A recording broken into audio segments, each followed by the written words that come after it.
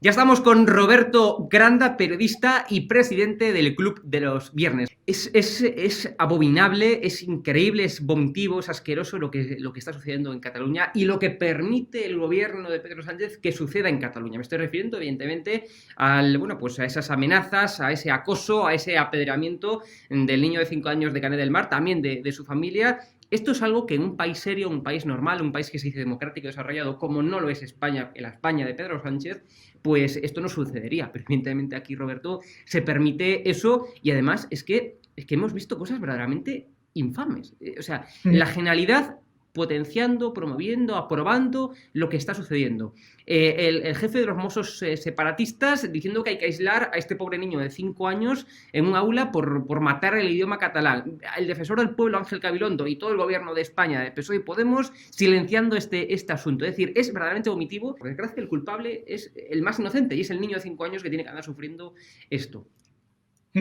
Además, hay una diferencia que yo quiero remarcar. En el caso de Canet de Mar, con otras analogías de supremacismo antidemocrático que se han esgrimido de buena fe, se ha hablado, por ejemplo, del Ku Klux Klan o del caso de la pequeña Ruby de Nueva Orleans, la niña negra de 6 años, que en 1960 fue matriculada por sus padres en una escuela allí y que fue a clase escoltada por 4 agentes federales. Esa foto icónica que todos conocemos. Sí. Y es que aquí, o sea, en Cataluña, en España, está sucediendo con el respaldo institucional, tanto de la Generalidad como del Gobierno Central, como bien has dicho. O sea, el de Sánchez. Y Sánchez, no tanto por obra como en Cataluña, sino por omisión. Ahí están las tibias declaraciones del defensor del pueblo, Gabilondo, o el silencio del propio Sánchez, al no querer molestar a sus socios prioritarios de gobierno, que debemos recordar que son Esquerra Republicana y Bildu. Entonces, también hay que recordar que esto lleva ocurriendo décadas. O sea, la anomalía nacionalista, el fanatismo antidemocrático y antiespañol no ha brotado en 2021. Lo que pasa que los casos que se hacen mediáticos evidentemente tienen más repercusión.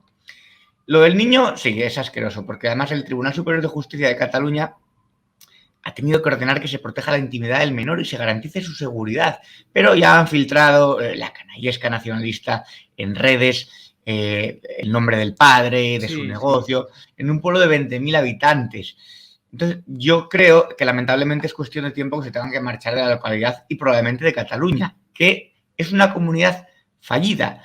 Dado que no se obedecen órdenes ni se acatan sentencias, yo creo que debería ser intervenida porque la convivencia es imposible, porque solo existe el dogma nacionalista y la segregación del disidente. El viernes por la tarde se concentraron algunos centenares de la turba esta separatista en las puertas del colegio para seguir mostrando músculo. Y ya se pide a los padres que se lo lleven de allí al niño. Entonces, cabe resaltar, Hugo, que la concentración del viernes fue convocada por la AMPA, la Asociación de Madres y Padres, que se hizo en inclusivo, de Cant, junto con Junts per Cat, Esquerra Republicana y la CUP. Entonces, el gobierno de Sánchez, este gobierno infame, ha convocado a la Comisión de Delitos de Odio, por ejemplo, por el bulo del culo de Malasaña, y potencia mediáticamente la idea de que existe un problema de ultraderecha y de homofobia en Madrid, y donde existe un problema real y un ascenso del fascismo y de persecución social, entonces no dicen nada. Todo lo que estamos viendo es la impunidad. La impunidad, pero no solamente de los golpistas catalanes, de estos violentos, porque al final estos son, o sea, vamos, ya es que no son nacionalistas separatistas, que son una panda de locos, porque personas que son capaces de hacer lo que estamos viendo, de amenazar, acosar a un niño de 5 años a sus padres por el simple hecho de pedir que se cumpla la legalidad. Es decir, que no están pidiendo aquí, yo que sé, cualquier historia que puedan denominar de facha ellos, no, están pidiendo que se cumpla la legalidad. Pues por pedir eso, la que le están montando, y como decía, se sienten impunes, no solamente ellos, sino que también, por ejemplo, los etarras de Bildu, que cada día tienen y gozan de más poder en España. Estamos viendo como al final estos se quieren romper España, acabar con la convivencia, ir en contra del Estado de Derecho, digamos, ir en contra también de la seguridad. Pues estos son los que más apoya, los que más millones, por ejemplo, en enmiendas le da el gobierno de Pedro Sánchez. Es decir, un gobierno de España que está, pues favoreciendo, avalando a aquellos que quieren romper España. Es inaudito, inaudito. Exactamente, es que no es un problema de lengua, o no solo de lengua. Está claro que la lengua es un arma identitaria y una forma de segregación. Pero lo que pasa en Cataluña es un tema principalmente de xenofobia delirante. Y digo delirante porque Pensemos en el doctor Robert en 1899 midiendo cráneos, ¿no? Él era un cráneo privilegiado y hablaba de superioridad craneal. O algo más contemporáneo, el golpista Oriol Junqueras, con su constitución física, hablaba de diferencias genéticas. O sea, la inmersión lingüística es una inmersión nacionalista. Fue ya Pujol el que, al controlar la educación, forzó la salida del profesorado castellanohablante. O sea, se trata de un proyecto de ingeniería social. Es hacer que la estrategia de linchamiento sea una depuración política y de limpieza étnica, como los casi 200.000 vascos que se fueron del País Vasco, alterando el censo electoral, y en Cataluña han tomado nota para inclinar el censo a su favor. Porque es un nacionalismo que, lejos de estar aislado por los poderes públicos que condenen su ideología totalitaria, aquí es determinante tanto para formar gobierno como para aprobar presupuestos. Entonces, lo que pasa en Canet es que una familia está poniendo en duda esa pureza de sangre. El proyecto lingüístico es un proyecto tribal e identitario, porque no existe normalidad lingüística como proclaman, ¿no? Si en Cataluña no hay ningún problema lingüístico, no. Existe la coacción, la delación y la ley del silencio, porque esto es un mensaje también para otras familias. O sea, es una forma de decir, ojo, no reclaméis el 25% porque esto es lo que os puede pasar. Y hablando de niños, Roberto, porque ya sabes que, bueno, pues por desgracia tenemos un gobierno de España, insisto, porque es el máximo responsable de todo. Es decir, no es porque me guste nombrar a Pedro Sánchez, no, porque es el máximo responsable de todo lo que ocurre en España, por tanto, en nuestro país. Bueno, pues tenemos un gobierno que permite, por ejemplo, que no se investiguen los abusos sexuales de menores violadas en Baleares. Tenemos un gobierno, bueno, pues que silencia, por ejemplo, lo que perpetró el marido de Mónica Oltra en Valencia, y ahora también tenemos un gobierno que quiere indultar a Juana Rivas. No creo que sean tontas. O sea, realmente bueno, Juana Rivas también, pero hay algo también de indecencia moral. Es decir, hay algo también de mala fe cuando convierten a esta mujer con un montón de informes en su contra, tanto de su salud mental como de secuestradora de niños, la intentan convertir en un icono feminista. ¿Por qué? Porque los hechos, los datos, incluso la seguridad de los menores, les dan exactamente igual. Y lo hemos visto en otros casos, como bien has nombrado, de Baleares, en Valencia, incluso la violación de Igualada, de la que se ha cernido un silencio mediático. Entonces, no les importan tanto los hechos como el relato. Se trata de ir apuntando un relato de ideología de género. Lo que pasa es que aquí les ha salido mal porque un juez de Granada ha dicho, oiga, yo ya no sé cómo hacerle llegar al gobierno que aquí ha habido un caso del niño con informes del pediatra, con informes de la escuela.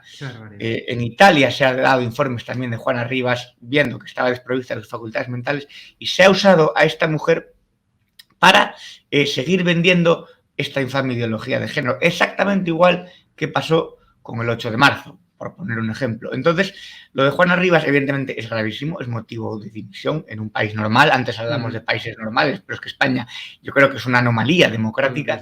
Entonces, lo de Juana Rivas está abierto a investigación. Si hubiera un poco de decencia, tendría que dimitir tanto Irene Montero como quien la puso ahí. El Ministerio de Igualdad debe ser cerrado, o sea, es un ministerio delincuencial.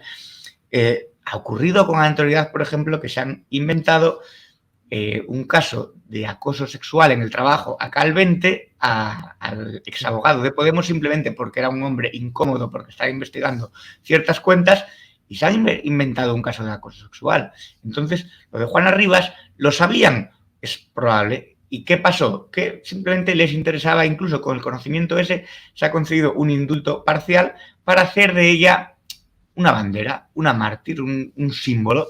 Y claro, hay que ver qué símbolos escoge esta gente, porque es totalmente delirante y es vergonzoso. Total, desde luego. Bueno, y también tenemos que hablar, como colofón, Roberto, que Eurostat sitúa a España como el peor país de la Unión Europea en recuperación económica y en pérdida de productividad. Bueno, es decir, esto se suma evidentemente al adjetivo calificativo que nos ponía hace unos días el prestigioso medio internacional Financial Times. España está rezagada. Se suma también a los más de 20 organismos internacionales que dijeron por activa y por pasiva que la recuperación económica que prevé el gobierno Sánchez es de todo menos creíble. Es decir, se suma, por tanto, a los múltiples economistas que ponen de manifiesto, bueno, pues que la crisis no ha hecho nada más que comenzar, que tenemos una inflación de caballo, una deuda de un déficit desbordados, bueno, y una serie de indicadores económicos que ponen de manifiesto que no solamente Cataluña está fallida, sino que también, por desgracia, España.